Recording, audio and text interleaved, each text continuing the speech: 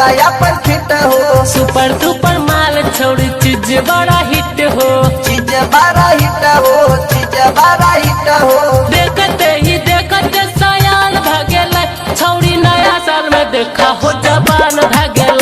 छौड़ी नया साल में देखा हो जबान भागेल। छौड़ी नया साल में देखा हो जबान भागेल। अरे किधर भागले रे? छौड़ी नया साल में देखा हो जबान भागेल। छौड़ी नया साल में देखा हो जबान भागेल। जबान भागेल, जबान भागेल।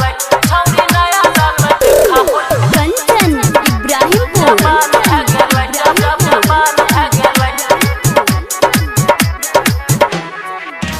छौड़ी नया साल में देखा हो जबान भागेल।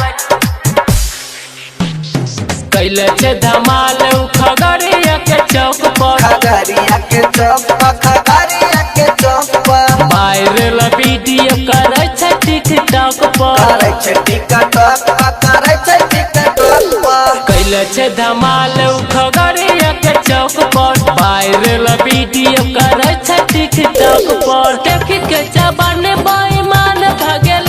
छौड़ी नया साल में देखा हो जबान भागेल। छौड़ी नया साल में देखा हो जबान भागेल। छौड़ी नया साल में देखा हो जबान भागेल।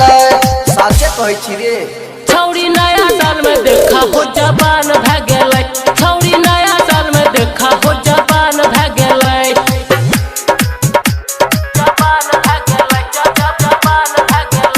छौड़ी नया साल में देखा हो कंचन इब्राहिमपुर। जबान भागेल, जबान भागेल।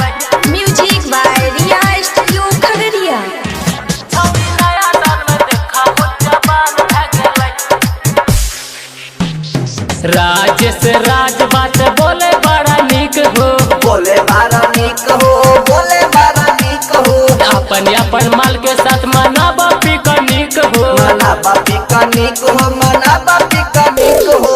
राजेश राज बात बोले बड़ा निक हो। अपन माल के साथ मनाबा पिकनिक हो। तोरे ने दीवाना के जान भागेल। छौड़ी नया साल में देखा हो जबान भागेल। छौड़ी नया साल में देखा हो जबान भागेल। छौड़ी नया साल में देखा हो जबान भागेल। अरे ठीके में भागल। छौड़ी नया साल में देखा हो जबान भागेल। छौड़ी नया साल में देखा हो जबान भागेल। Music by Riya studio Khagaria.